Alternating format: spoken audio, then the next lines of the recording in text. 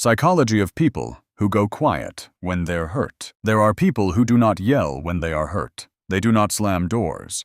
They do not create a dramatic scene. They do not always know how to explain what just happened. They just get quieter. Their answers get shorter. Their eyes shift away. Their body is still in the room, but something inside them has already stepped back. And if you have ever been that person, then you know how strange it feels when other people call that silence cold. Because from the inside, it does not feel cold at all. It feels crowded, heavy, tight in the chest, full of words that exist in your head, but refuse to come out in the right order. So let's say this clearly from the beginning. People who go quiet when they are hurt do not always do it because they do not care very often. They do it because they care so much that speaking too early feels dangerous. And that is exactly what so many people quietly describe in the stories and comments around this topic. Not I feel too little, but I feel too much, and I do not know how to say it safely. Before we go deeper, one important note. This video is for education, reflection, and self-understanding. Going quiet under stress does not automatically mean trauma, a disorder, or an attachment label. But if your distress is persistent, intense, or interfering with your sleep, concentration, relationships, or daily functioning, it is worth speaking with a licensed mental health professional. NIMH notes that after trauma or severe stress, people can experience anxiety, sadness, anger, concentration problems, sleep problems, and intrusive thoughts. And professional support matters when symptoms persist and begin to interfere with daily life. Now here is the first thing most people get wrong. They think silence is a decision. They imagine that when you go quiet, you sat there calmly, made a choice, and decided to punish someone by withdrawing. But for many people, that is not what it feels like at all. It feels more like a system response than a strategy. Something lands. A comment, a tone, a dismissal, a betrayal. And before you even have a clean sentence for what you feel, your body has already begun to close ranks. Your throat tightens. Your chest gets heavy. Your mind starts racing and blanking out at the same time. One of the clearest ways to understand this is through emotion regulation research. Psychology does not reduce emotional pain to you're either fine or dramatic. It recognizes different ways human beings try to manage overwhelming emotion. Two of the most studied strategies are cognitive reappraisal and expressive suppression. Reappraisal means changing how you interpret a situation. Suppression means pushing down the outward expression of what you feel. And while suppression can make a person look calm on the outside, research shows the internal stress response does not simply disappear. In many studies, suppression is linked to higher physiological strain and social costs. In other words, the face goes still, but the body may still be carrying the alarm. And that matters because the quiet person is often being judged by what they look like externally, while fighting a completely different battle internally. One thing I keep noticing in real life is this: the people who appear the calmest in the moment are often the ones doing the most invisible work. They are scanning tone, replaying meaning, trying not to overreact, trying not to say something irreversible, trying not to cry in front of someone who already feels unsafe. So their silence is not empty, it is loaded. But silence like this usually does not begin in adulthood. That is where the deeper psychology starts, because no one is born believing that their feelings are a burden. Children speak freely at first. They cry, they protest, they ask for comfort, they say that hurt. Something has to teach them not to. Sometimes it is a family where emotions are treated like inconvenience. Sometimes it is a parent who says, "You're too sensitive." Sometimes it is a home where the child who stays easy, quiet, and composed gets rewarded more than the child who tells the truth. Sometimes it is not even one dramatic event. It is 1,000 small moments of being minimized, interrupted, laughed at, or emotionally left alone. And research supports this pattern. A study in child abuse and neglect found that a history of childhood emotional invalidation was associated with chronic emotional inhibition in adulthood, which in turn was linked to adult psychological distress. The authors even noted that emotional inhibition may feel functional at the time because it can reduce parental rejection or conflict, but chronic inhibition can carry long-term costs later on. That line is so important, because it explains something many people have never been told. What looks unhealthy now may once have been intelligent. Silence may have been the smartest thing your younger self knew how to do. If speaking up made things worse, then of course your system learned to hesitate. If honesty led to shame, then of course your nervous system began to prefer concealment. If your pain was used against you, then of course your body started treating expression as risk. That does not make you broken. It makes you adapted, and the adaptation often continues into adult relationships. That is why someone can be articulate in normal conversation, but go blank in emotionally loaded moments. That is why a person can care deeply and still say nothing when something is obviously wrong. That is why they may spend hours forming the perfect explanation in private, and still freeze when someone says, "Just tell me what you feel." A broader body of research on attachment also helps explain this. A recent systematic review found consistent links between attachment patterns and emotion regulation. The short version is, not everyone quiet is avoidant. That would be too simple. The more accurate point is this: when early relationships feel inconsistent, unsafe, dismissive, or emotionally confusing, the systems we use to regulate closeness and emotion often become more strained later in life. So what is happening in the mind of the person who has gone quiet? Usually something like this. Did I misunderstand that? Am I overreacting?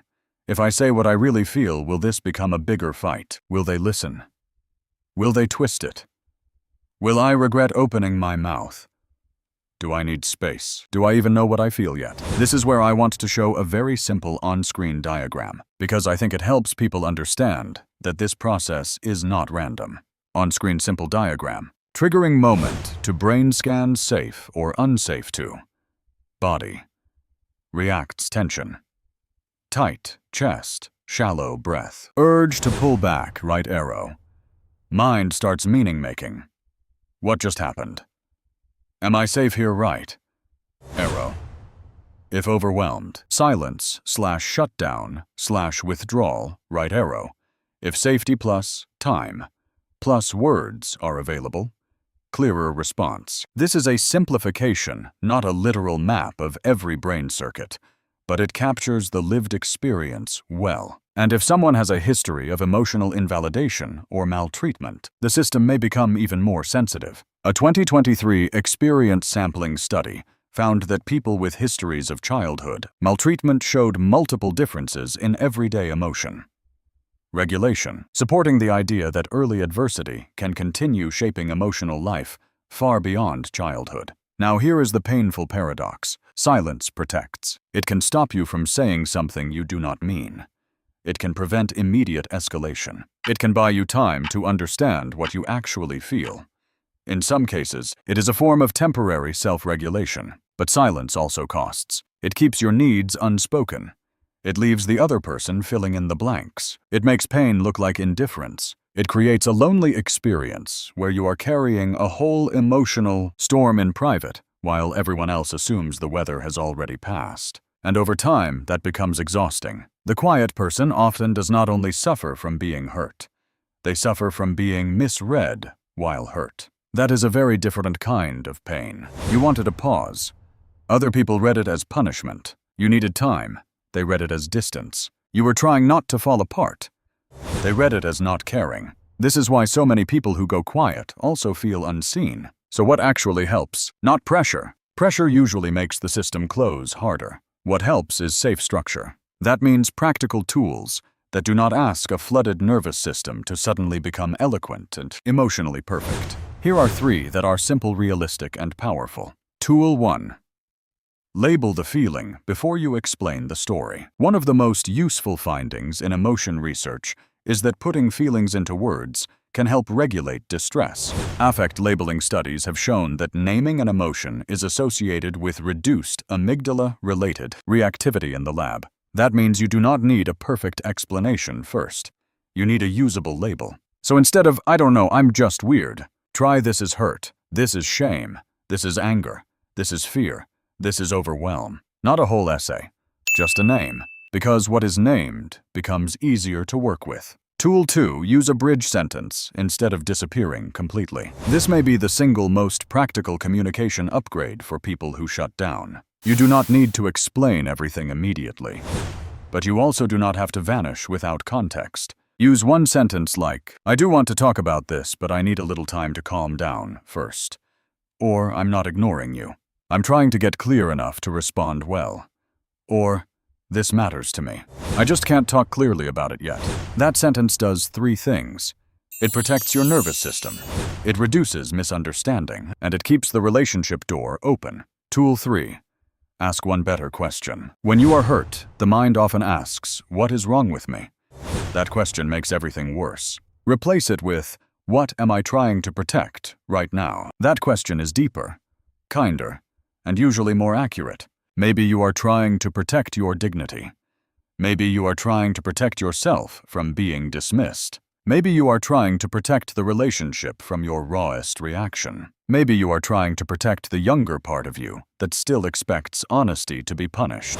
That question does not excuse unhealthy patterns forever, but it helps you understand the pattern before trying to change it. And that is where real healing begins. Not with shame, not with force, not with "I need to become louder," but with the quiet realization that your silence has been doing a job that may once have saved you, a job that may still help you in certain moments, but also a job that, if left unquestioned, can slowly become a prison. So the goal is not to destroy silence. The goal is to turn it from a reflex into a choice, to reach a place where you can still pause, still breathe, still take time, but no longer feel trapped there. To learn how to protect yourself without disappearing from yourself. To learn how to say the truth more slowly, more safely, more clearly. And if this pattern in your life is severe, chronic, or tied to trauma, please take that seriously. Support is not weakness. It is skill building. It is nervous system work. It is healing work. And when distress keeps affecting your relationships, work, sleep, or daily functioning, getting professional help is not overreacting. It is wise. So maybe the deepest truth is this: people who go quiet when they are hurt are not always shutting others out. Many of them are doing something far more vulnerable. They are trying to hold themselves together in a moment that feels too loaded, too exposed, or too unsafe to narrate in real time. That silence may not always be the healthiest ending, but very often it was once a very intelligent beginning. And the next step in healing is not becoming someone who never needs silence. It is becoming someone who no longer has to hide inside it. Because you do deserve to be understood. Not rushed, not cornered, not misread. Understood. And if that understanding begins today, with one small sentence, one named feeling, one safer response, then that is not a small thing. That is the beginning of change.